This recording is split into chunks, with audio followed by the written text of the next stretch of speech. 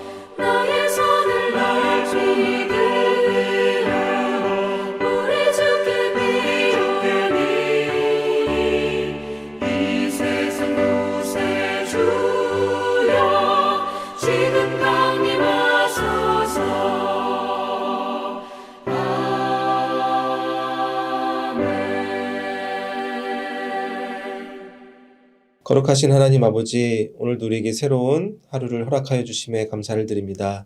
특별히 이 시간 오늘 저녁에 있을 또 컴패션 후원의 밤을 위해서 우리가 한 마음으로 기도합니다.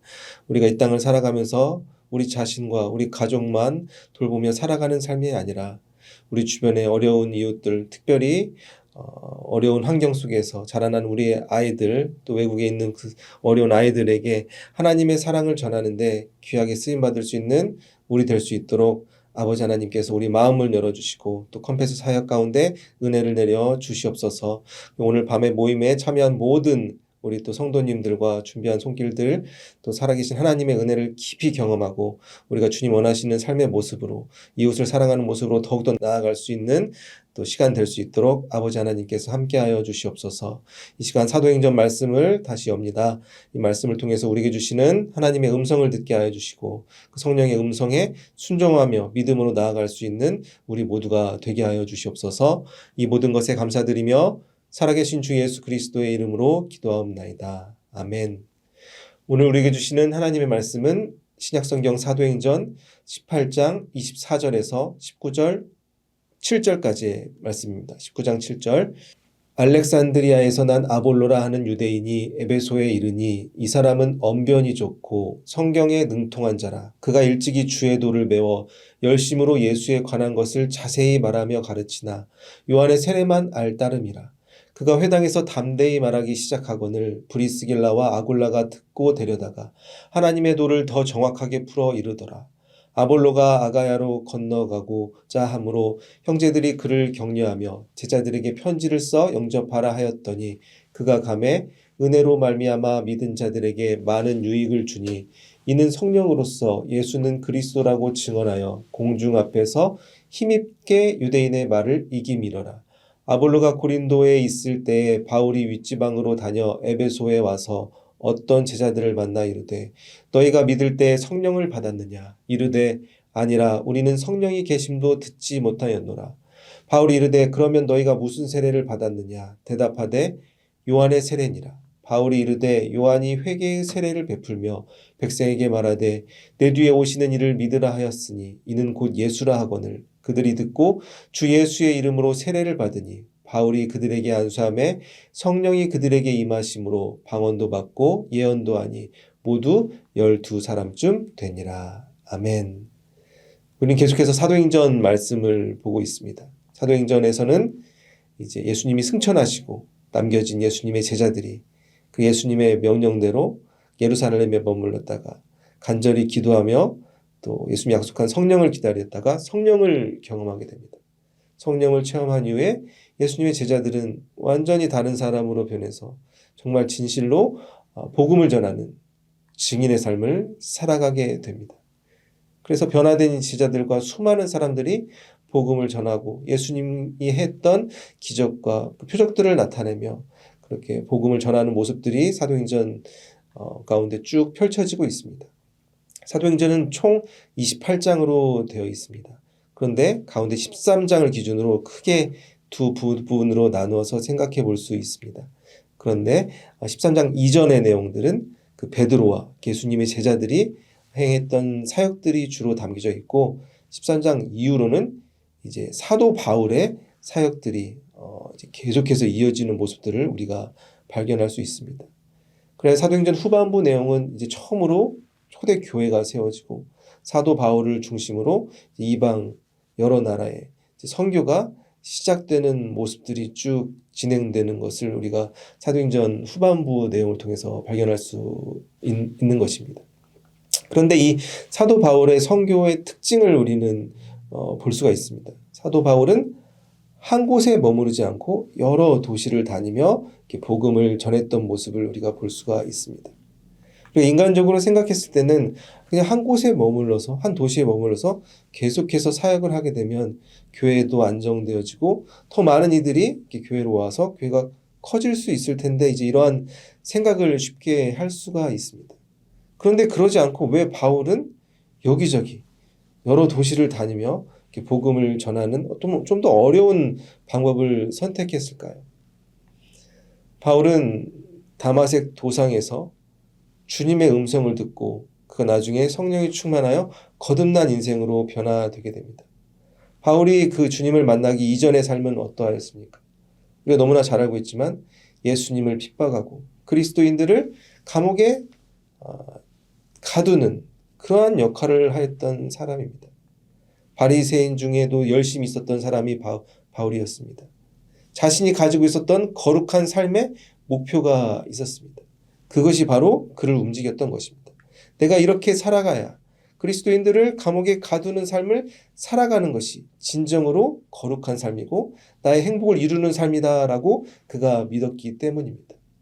하지만 바울이 예수님을 만나고 예수님의 음성을 듣고 성령으로 충만하여 거듭난 이후에 그는 어떤 인생을 살아가게 되었습니까? 자신이 유익하게 여기던 모든 것들을 내가 이제 배설물처럼 여긴다. 그렇게 고백하면서 자신이 중심이 된 삶이 아니라 예수 그리스도의 중심의 삶을 살아가게 되었던 것입니다. 바로 예수님을 만난 이후로 사도 바울을 이끌었던 삶의 그 동기, 가장 큰 모티베이션은 무엇이었을까요? 그것을 우리는 사도행전 16장 6절에서 발견할 수 있습니다.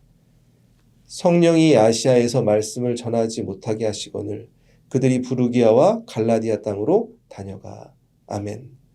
사도행전 16장을 보시면 이제 바울이 선교를 하면서 아시아 지역, 그 당시 아시아는 지금 아시아와 좀 다르죠. 예루살렘 왼쪽에 있는 그 아시아 지역으로 이제 복음을 전하러 가려고 했는데 성령이 음성을 주십니다. 아시아에서 말씀을 전하지 마라. 이제 그런 음성을 듣고 갈라디아 지역으로 이렇게 우회하는 모습을 사도행전 16장은 표현하고 있는 것입니다. 즉 사도 바울은 선교를 하면서도 복음을 전하는 증인의 삶을 살아가면서도 자신의 생각대로 하지 않았습니다. 그를 움직였던 것은 바로 성령의 인도하심이었습니다. 자신이 인간적으로 생각했을 때는 아시아 지역으로 가는 게 맞다고 판단할 수도 있었지만 성령이 그것을 막으면 그 성령에 순종하는 삶을 살았던 것이 사도 바울의 인생이었습니다. 우리의 인생도 다시 한번 되돌아볼 필요가 있습니다. 우리가 주님을 만나기 전에, 예수님을 몰랐던 시절에 우리의 인생을 움직이던 것들이 무엇이었습니까? 우리가 가지고 있었던 삶의 목표가 있었습니다.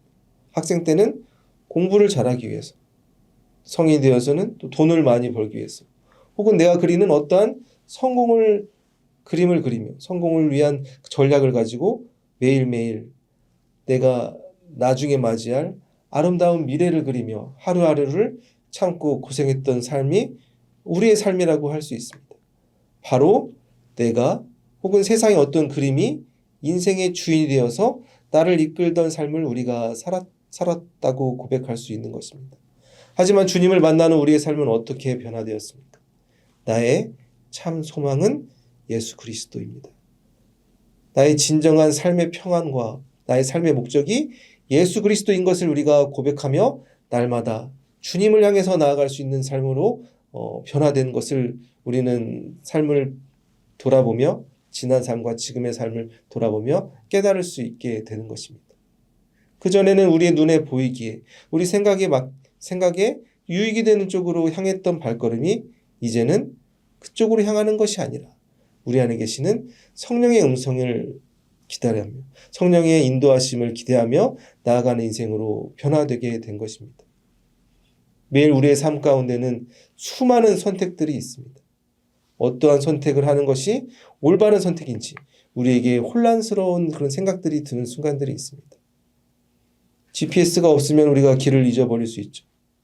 우리도 마찬가지입니다. 우리의 인생 안에서 우리 안에 계시는 성령의 음성에 귀를 기울이지 않고 인간적으로 무엇인가 결정하고 선택하며 나아갈 때 우리는 하나님이 원하시는 그 길이 아니라 우리가 어떻게 보면 마귀의 유혹과 세상의 유혹에 넘어질 수밖에 없는 삶을 살아갈 수밖에 없게 되는 것입니다. 사도 바울은 성령의 음성에 순종하며 여러 도시를 다니며 복음을 전파하는 증인의 삶을 살아갔습니다. 그런데 이 바울은 선교를 혼자 담당했던 것이 아니라 그를 도와줬던 위대한 믿음의 동역자들이 있었습니다. 대표적으로 바나바도 있었고요. 디모데, 또 사도행전과 누가복음을 기록한 누가 등 수많은 동역자들이 사도 바울에게 있었습니다. 하나님이 붙여주신 믿음의 동역자들이었습니다. 그 중에서는 브리스길라와 아굴라 부부도 있었습니다. 브리스길라와 아굴라의 부부에 대한 내용은 사도행전에도 등장하죠. 사도 바울과 같이 함께 장막을 만들면서 바울의 사역을 동역했던 부부였습니다.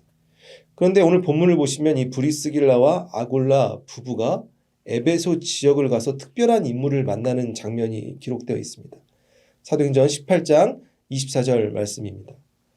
알렉산드리아에서 난 아볼로라 하는 유대인이 에베소에 이르니 이 사람은 언변이 좋고 성경에 능통한 자라. 아멘.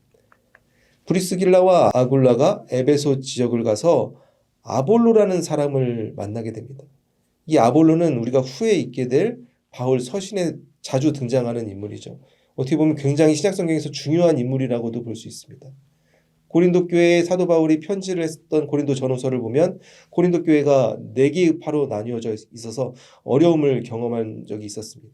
그때 그 4개의 파, 어떤 파들이 있었는지 우리가 보면은 그리스도파, 게바는 베드로파죠. 그리고 바울, 그리고 마지막 아볼로파로 이렇게 교회가 4개의 파로 나눠졌다는 것을 우리는 바울 서신 안에서 발견할 수 있는 것입니다.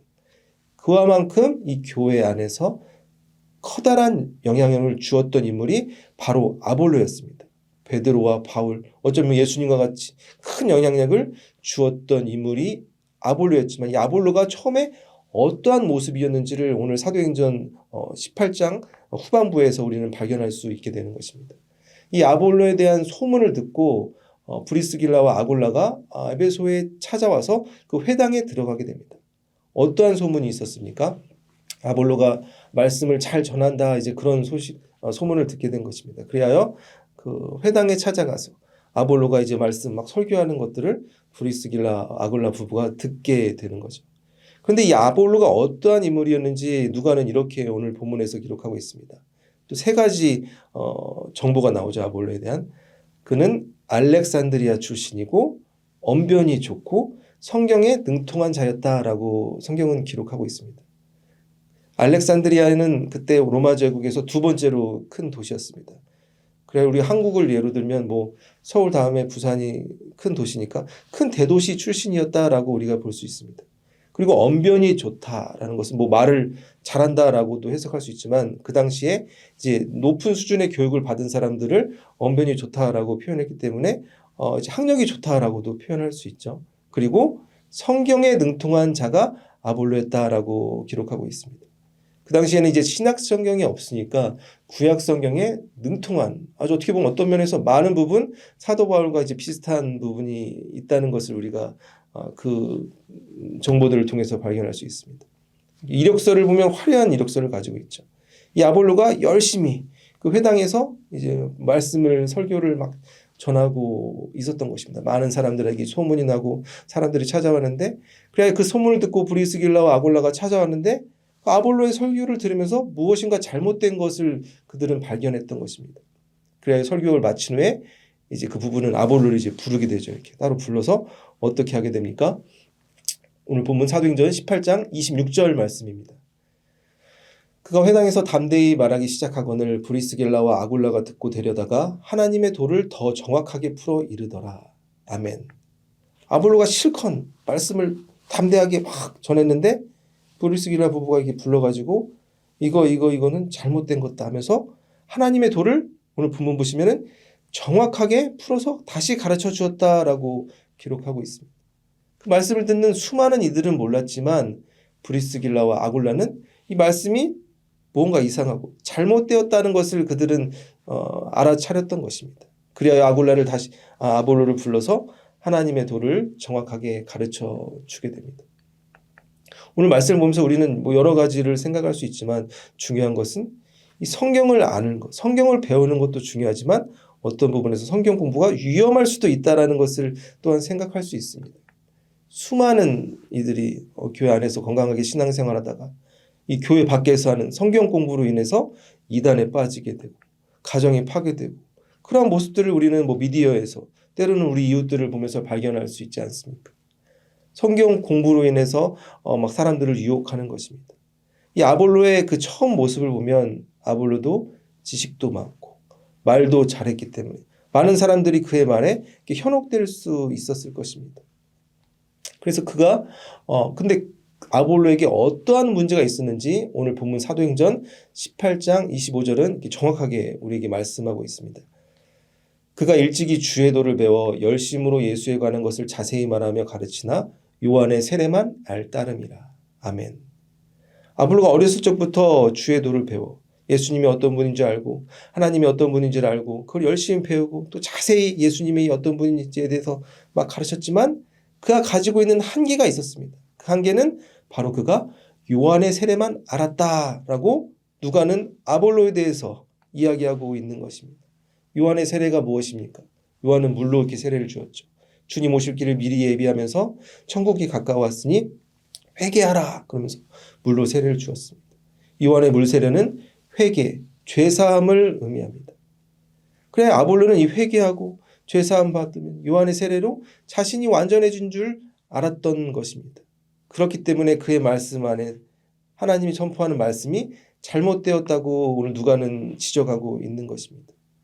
바로 그 성경을 선포할 때 지식을 뛰어넘는 중요한 무엇인가가 그에게 빠져 있었던 것입니다. 그게 무엇인지 오늘 보면 사도행전 19장에서 우리가 발견할 수 있는데요. 19장에서 사도 바울이 다시 등장해서 에베소 지역을 방문하게 됩니다. 에베소 지역을 방문해서 열심히 사역하고 있는 12명의 제자들을 부르죠. 그리고 그 제자들에게 이렇게 질문합니다. 사도행전 19장 2절의 말씀입니다. 이르되 너희가 믿을 때에 성령을 받았느냐? 이르되 아니라 우리는 성령이 계심도 듣지 못하였노라. 아멘. 바울이 12명의 제자들에게 질문하죠. 너희가 믿을 때에 성령을 받았느냐? 그랬더니 제자들이 어떻게 대답합니까? 우리는 성령이란 단어도 들어본 적도 없고 성령이 있는 것을 처음 들었습니다. 들어본 적이 없습니다. 이렇게 제자들이 말하죠. 그러자 바울이 재차 그들에게 물어봅니다. 그럼 너희가 무슨 세례를 받았느냐? 그랬더니 그들이 어떻게 대답합니까? 요한의 세례밖에 모릅니다. 라고 대답합니다. 그래, 오늘 본문 18장 후반부랑 19장 초반부를 보면 등장하는 인물들의 공통점을 우리가 발견할 수 있죠. 아볼로와 12명의 제자들, 열심히 사역하는 사람들이었습니다. 회당에서 담대히 하나님의 말씀을 선포하고 복음을 전하기 위해서 많은 도시를 다니면서 열심히 사역했던 12명의 제자들의 모습을 우리가 상상할 수 있습니다. 하지만 그들이 가지고 있었던 문제가 무엇이었습니까? 바로 성령을 경험하지 못했던 것입니다. 즉 성령을 제대로 경험하지 못하면 올바른 믿음의 생활을 할 수 없고 올바른 복음을 전할 수 없게 되는 것입니다. 하나님의 말씀을 봐도 온전히 깨달을 수 없고 예수님이 어떤 분인지 정확하게 알 수가 없는 것입니다. 이러한 일들이 우리 안에도 일어날 수가 있습니다.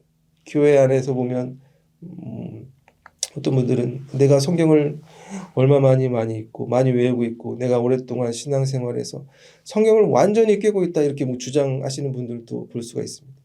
때로는 교회 밖에서 어떤 분들은 학자 같은 분들은 성경을 너무나 열심히 공부하고 연구해서 구석구석 정말 모르는 게 없을 정도로 다 알고 있는 분들도 우리가 만날 수 있습니다. 하지만 우리가 잊지 말아야 될 것이 무엇입니까? 우리가 아무리 열심히 공부하고 성경 전체를 머릿속에 넣더라도 성령이 아니면 우리는 예수님을 구주로 고백할 수 없게 되는 것입니다. 요한복음 3장을 보시면은 유대인의 지도자였고 바리새인이었던 니고데모가 예수님을 찾아오죠. 예수님께서는 니고데모에게 이렇게 말씀하십니다. 사람이 거듭나지 아니하면 하나님의 나라를 볼 수가 없다. 그래서 니고데모가 이렇게 물어보죠. 어떻게 제가 늙었는데 다시 태어날 수 있습니까? 그래서 예수님께서 이렇게 말씀하십니다. 사람이 물과 성령으로 나지 아니하면 하나님의 나라에 갈 수 없다. 즉 우리에게 필요한 두 가지 조건이 있습니다. 그리스도인들에게 필요한 두 가지 큰 조건이 무엇입니까? 바로 우리가 죄사함을 받고 예수 그리스도의 보혈로 죄사함을 받고 성령의 세례를 받아야 하나님의 나라를 볼 수 있고 하나님의 나라에 들어갈 수 있는 삶을 살아갈 수 있게 되는 것입니다. 우리가 때로는 오랫동안 또 신앙생활하면서 매너리즘에 빠지는 순간들이 있습니다. 내가 신앙생활이 멈춰진 것처럼 느껴지는 순간들이 찾아올 때가 있습니다. 내가 예수 그리스도를 정말 잘 알고 잘 전하는 증인의 삶을 살아가고 있는지 그런 의문이 나에게 찾아오는 순간들이 있죠. 그럴 때마다 우리가 주목해야 되는 것은 내가 지금 성령의 음성에 주목하고 있는지 아니면 내 생각이나 세상의 어떤 것에 흔들리고 있는 것은 아닌지 우리 자신을 다시 한번 살펴봐야 되는 것입니다. 예수님께서는 요한복음 14장 26절에 우리에게 이렇게 말씀해 주셨습니다. 보혜사 곧 아버지께서 내 이름으로 보내실 성령 그가 너에게 모든 것을 가르치고 내가 너에게 말한 모든 것을 생각나게 하리라. 아멘. 오늘 말씀 정리하겠습니다. 사도행전 18장 후반부에서는 이제 신약성경 바울서신에서 위대한 지도자 중에 한 명으로 나왔던 아볼로에 대해서 나옵니다. 아볼로는 처음에 어떤 모습을 가지고 있었습니까? 그가 열심을 가지고 수많은 지식을 가지고 구약성경에 능통한 자야. 자세히 회당에서 말씀을 선포했지만 그가 성령을 체험하지 못했기 때문에 올바로 말씀을 깨닫지 못하고 제대로 복음을 전하지 못했습니다.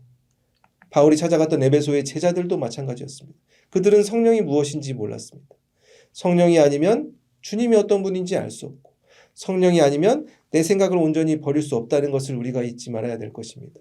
사랑하는 성도 여러분, 우리가 날마다 우리에게 주어진 그런 복음을 전할 수 있는 증인의 삶을 걸어갈 때 우리가 성령의 인도하심을 간절히 간구하며 그 성령의 음성에 순종하는 삶을 살아 사도 바울과 같이 사도행전에 나온 수많은 제자들과 같이 하나님께 영광 올려드리고 많은 이들을 주님께 돌아오게 하는 구원의 통로 그런 복된 삶을 살아갈 수 있는 모든 성도님들이 되시기를 주님의 이름으로 축복합니다.